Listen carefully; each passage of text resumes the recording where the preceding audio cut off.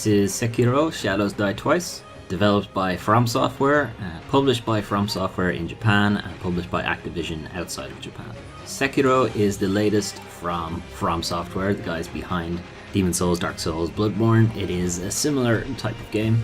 You play as the Wolf, or Sekiro if you like. It's set during the Sengoku period of Japan, which is the Age of Warring States in Japan. During the opening of Sekiro, you are attempting to rescue your lord, who you are pledged to. And during the process, your lord is captured and your arm is chopped off, and you are assumed to be dead. But you're not dead, because this is Bloodborne, Dark Souls, and you come back to life when you die. So sticking with the coming back to life, the resurrection mechanic for Sekiro, it plays a little bit differently to what you might be used to in Soulsborne. So there's a reason it's called Shadows Die Twice. So basically, if you die in Sekiro, or when you die in Sekiro, because this game is hard, you have the option of resurrecting on the spot if you have met certain conditions. So if you have a pip of resurrection power, basically, you can resurrect on the spot.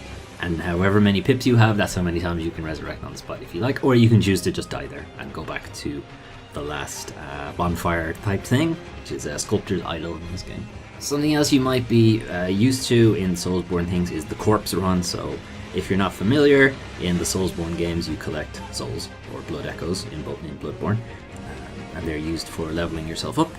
If you die in the Soulsborne games, you drop all your souls and you need to make what's called a corpse run, which was a very old game mechanic, but you run back to your corpse, the old corpse, and pick up all your resources again. And if you don't make it in time, they're gone forever. Or if you die on the way, rather, yeah, they're gone forever. In Sekiro, that doesn't happen.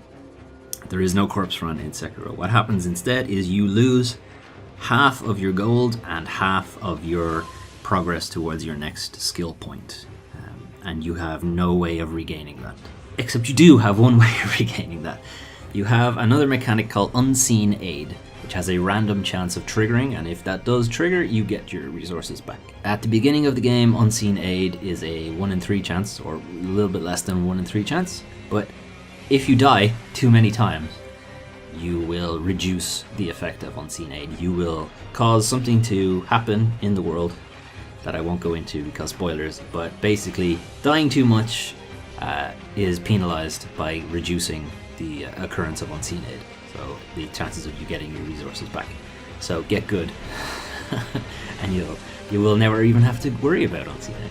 Going into the actual gameplay though, so Sekiro, you play as a shinobi ninja, and your left arm, which was cut off at the start of the game, is replaced with a shinobi prosthetic. And the prosthetic, not unlike another game that we're talking about this month, has a variety of different tools and attachments that can be used on it and are used within combat. So playing as a shinobi, there is a bit more of an emphasis now on stealth. You can very easily stealth kill a lot of enemies, so you are encouraged to do so because combat is quite difficult. So being a ninja and all that, it's very easy to just walk up behind an enemy, wait for the red haze to appear behind them, and kill them in one move. And basically go about doing that until you encounter enemies that you can't do that to. You'll be utilizing what's called a shinobi death blow to perform one-hit kills, basically. They work similar to critical attacks or backstabs in Soulsborne, but you're almost guaranteed a kill this time, rather than just doing a ton of damage. If you do happen to end up in combat, and when you happen to end up in combat, because this is still a Soulsborne game, there will be a lot of fighting. Sekiro definitely emphasizes parrying and timing, and more so than any of the other games, it really wants you to get good. Dark Souls, you can kind of hide behind your shield for a little bit, just wait for the enemy to exhaust themselves more or less, and then go in for the move, back away, block, go in for the move, back away, block. Bloodborne, a little bit more relentless. You're kind of encouraged to continue attacking even if you get hit, so you can regain your health.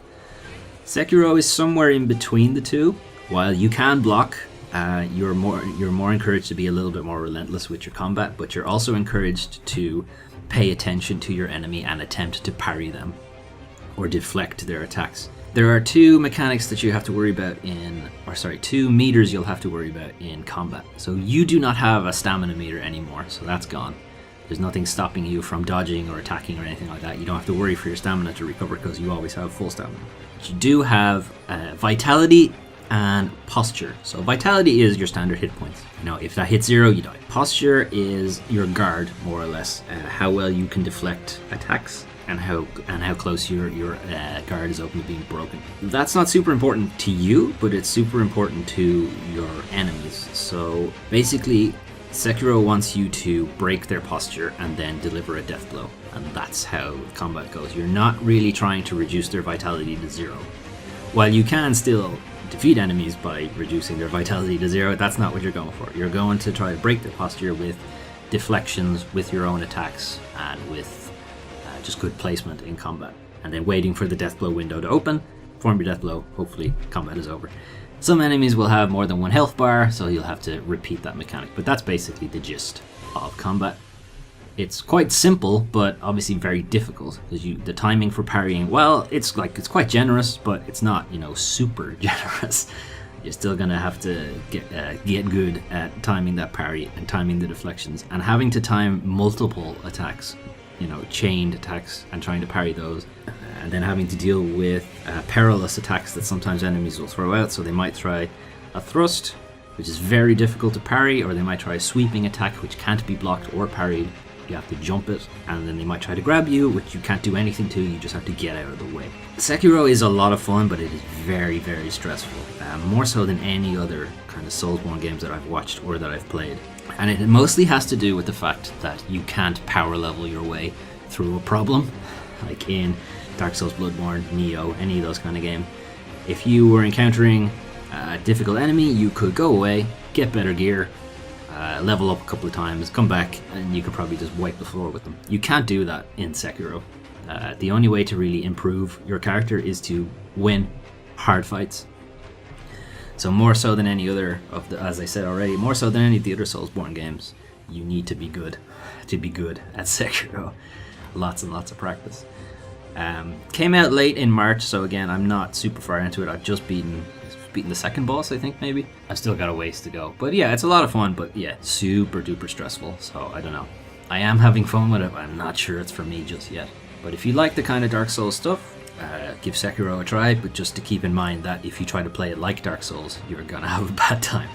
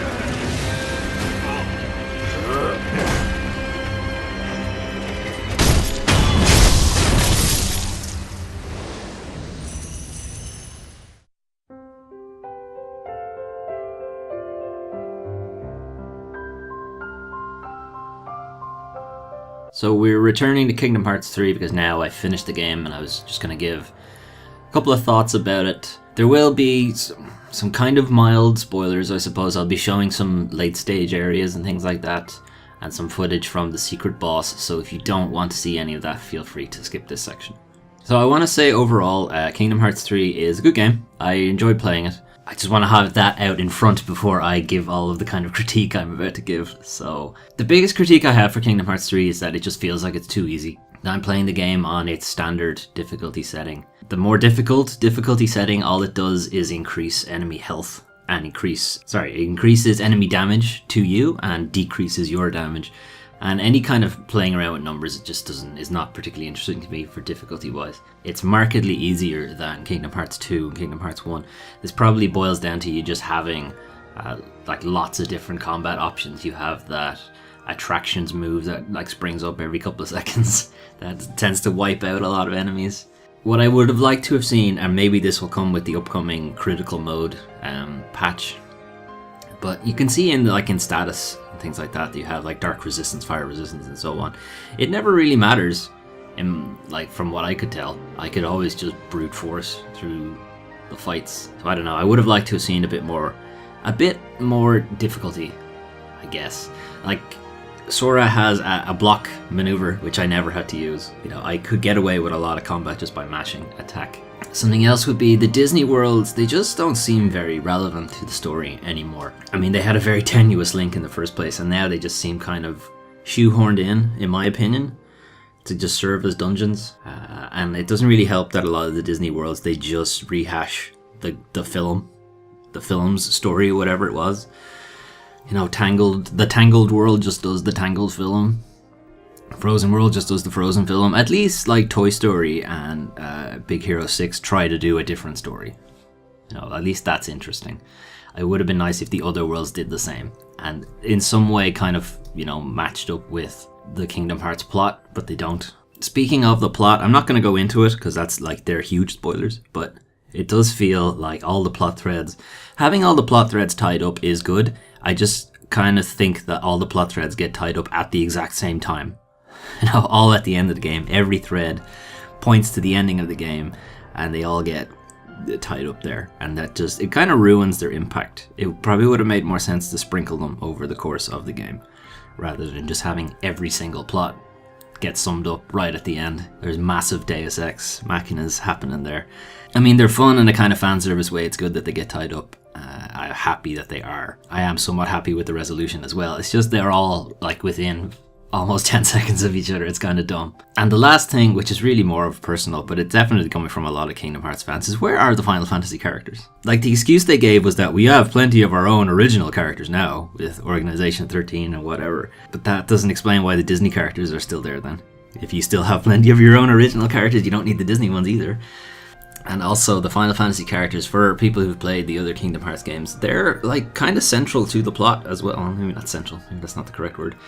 But like the Radiant Garden area, right, which is like good guy headquarters, was filled with Final Fantasy characters in Kingdom Hearts 1 and 2. Like, they were in charge of the place, and they're just not there. They're not even referenced or anything. Like, they were a big deal in Kingdom Hearts 2, and then nothing. They're just gone. They've been gone from the series since then, practically. Anyway, they're kind of my main problems with Kingdom Hearts 3. There are some other small niggles, and there are also some other small, really cool things. Like, some of the minigames are really fun. And some of the moments with the Disney characters, even though I think the Disney characters aren't relevant, some of the moments with them are also kind of fun and give the happy feelings and so on. But yeah, again, like I said at the top, I liked Kingdom Hearts 3 overall. It's just there are ways it could have been improved.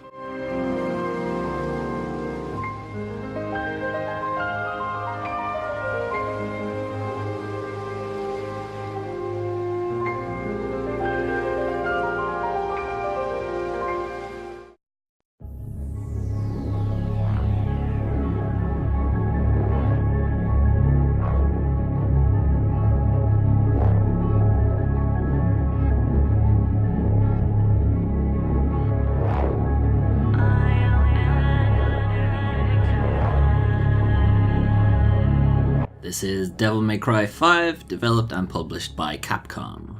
So, Devil May Cry 5, Devil May Cry is back. Thank fucking God for that. So, we'll get right into it. Story, set 5 years after Devil May Cry 4. Basically what happens is Nero, who was the central protagonist for DMC4, has his devil arm ripped off by a mysterious person. And that mysterious person disappears with it. Then, a Demon King just decides to, I'm just going to come back now, suspiciously around the same time. And Dante is employed or contracted to deal with this Demon King, and he brings Nero along with him. Because we're pretty sure it's the same guy who stole his arm. And that's the story, basically. But that's not really all that super important. As much as I enjoy the Devil May Cry story, that's not what the games are about. The games are about super stylish hack and slash combat. So you play as 3 different characters in Devil May Cry 5, so we'll go through them. You play as Nero, coming back from DMC4.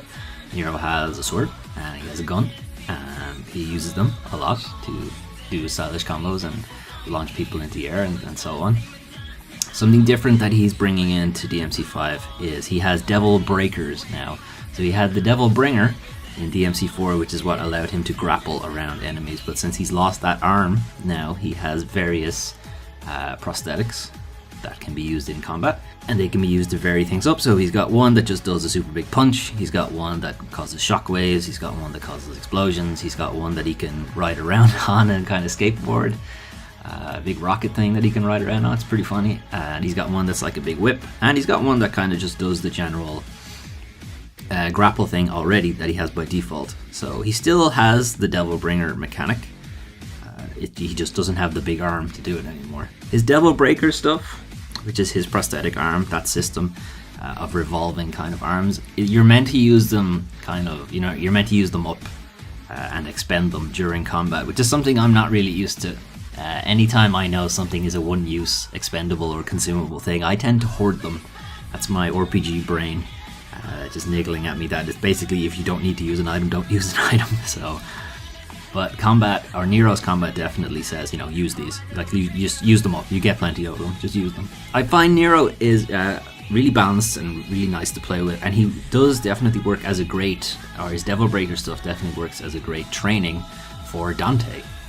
So Dante's combat, he comes back from all the other Devil May Cry's that he's been in, and he brings his style switching back from DMC4, so he still has his Swordmaster, Gunslinger, Trickster and Royal Guard styles, and he brings a variety of weapons with him. So he's bringing Rebellion and a new weapon called Balrog, which is very similar to Ifrit or Belial from DMC4 in that it's a set of gauntlets kind of thing. He also picks up 2 other weapons. He picks up a big 2 great sword that combine to make a motorcycle, because of course Devil May Cry. And he gets a slightly better version of Cerberus, which is from DMC3, which is kind of a nunchuck thing. Dante is exceptionally complicated to play as, and it's fantastic. So he's got his 4 different styles. The different styles affect what his weapons and guns do. In those styles, you can swap between styles during combos. You can swap weapons out during combos. The weapons themselves have different forms. So the gauntlet weapon has a boxing form and a kicking form that you can swap between during combat. The nunchuck weapon also has different forms. It's got the nunchuck style from DMC3, then it's got a 3-section staff style and a full staff style that has been added, and that also changes based on what style you're in. Jesus Christ. And then he's got a variety of guns to go along with that. He's got this new weapon called Dr. Faust, which is a fancy hat. You've probably seen the cutscene online somewhere. That is technically a ranged weapon, and you use that to bet red orbs, and then you can get more red orbs back if you can do a successful combo while still having the hat equipped and things like that. Dante is nuts to play as. He's so much fun, and I'm sorry I don't have decent footage of him because my Dante footage is corrupted, and any of the stuff I had was super spoilery, so sorry. You'll have to make do with the void that I have there. The last character you play as is V. So in the story, V contracts Dante to take on this new demon king, Urizen. So V is also usable in combat. It's a bit more standoff. He uses familiars to fight with. So he has 3 familiars. He's got a bird called Griffin, who's used for ranged attacks. And he's got a cat called Shadow, who's used for melee attacks. And the cat can transform into various different things. So it's more of a shape-shifting thing. It just decides to be a cat most of the time. And then he's got Nightmare, and that's his Devil Trigger move. So V has a Devil Trigger, which is a little suspicious story-wise if you're following the plot of Devil May Cry. So only Dante has had a Devil Trigger up to that point, and some other characters. It should be a little suspicious to you. Why does V have a Devil Trigger anyway? So playing with V, he's a bit mindless, to be honest. He's still fun to play at, but getting combos out of him is just a matter of mashing the different buttons and just moving the directional stick around a little bit, and just remembering that it's V you need to pay attention to in combat. If people are trying to attack you, they're going to try to attack V. He's the guy with the health bar. The individual familiars also have health bars, but they can't die. They just sort of go out of commission for a bit and they come back after a while.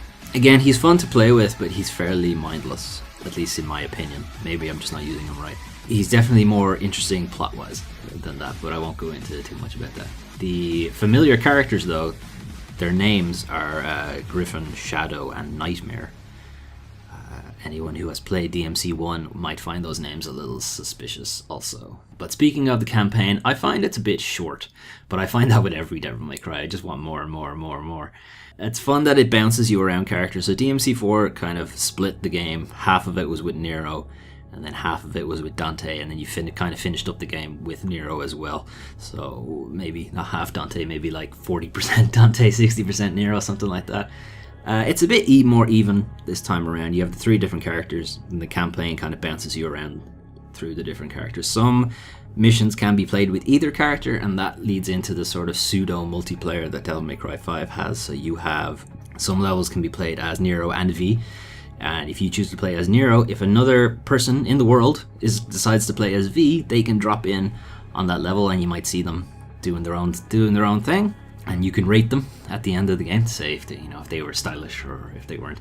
It's interesting. It's a bit weird. You don't really have any control over it. You just sort of drop in. And there doesn't appear to be too much griefing happening. At least I haven't encountered it too much. Additional to that, Devil May Cry also has its multiple difficulty levels, multiple modes of combat as well. So you've got your standard human difficulty, which if you haven't played Devil May Cry before, you should probably play it on that.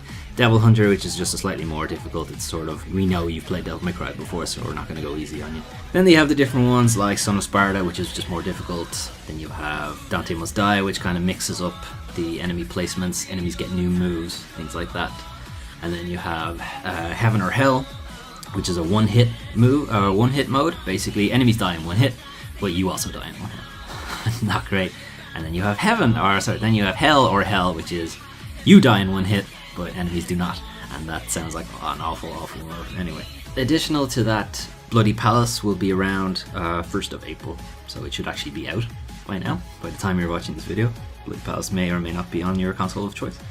Anyway, Devil May Cry 5, available on PS4, Xbox One, and PC. It is amazing, and I love it, and I'm so happy Devil May Cry is back.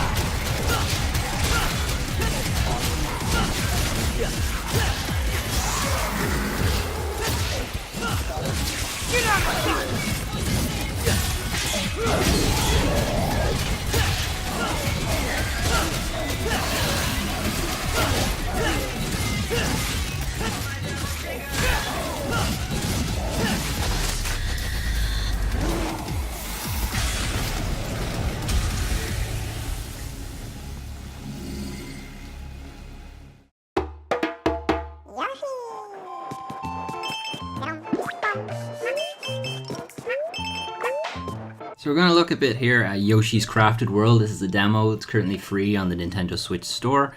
Just showing you the first level here, because that's all the demo is, which I assume is the first level of the game. Yoshi's Crafted World looks like it's a kind of side-scrolling collect-a-thon game. It's very simplistic. It's clearly aimed at a younger audience, but I find it a lot of fun. It's very charming.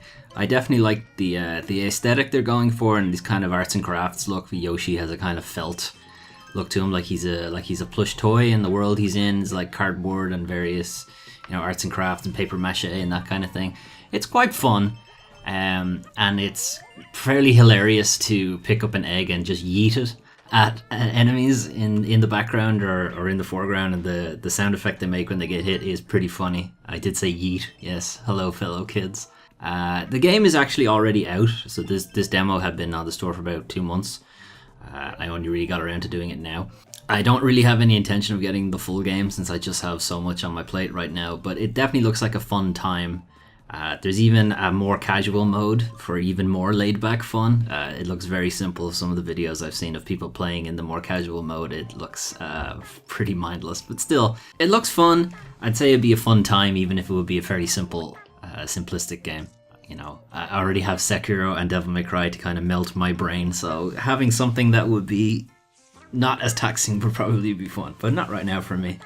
Anyway, check it out. The demo is free. You can play this yourself and see what you think of it.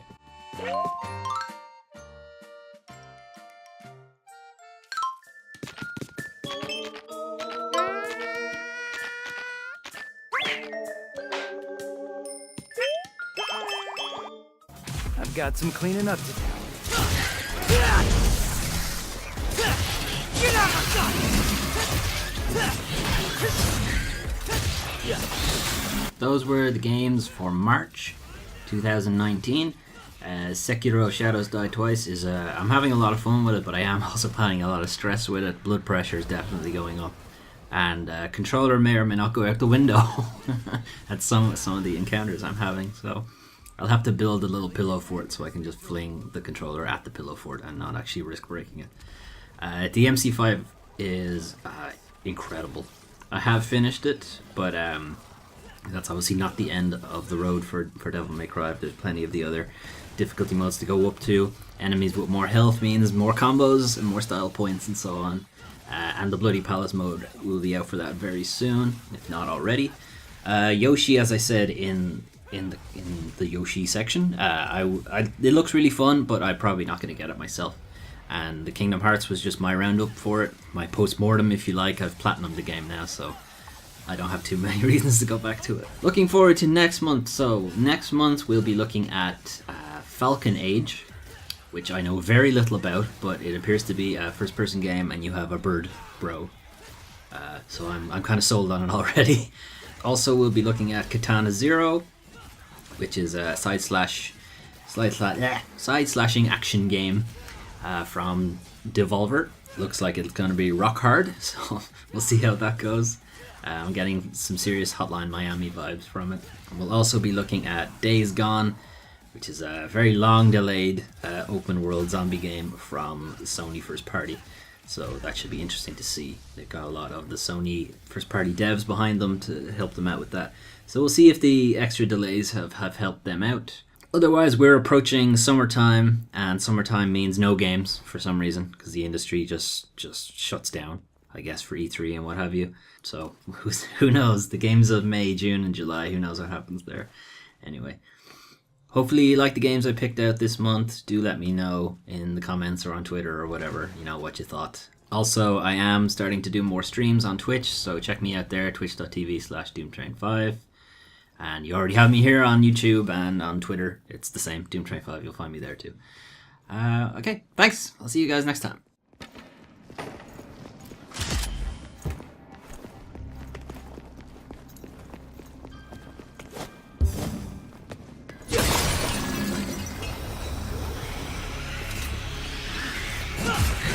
Oh, relax.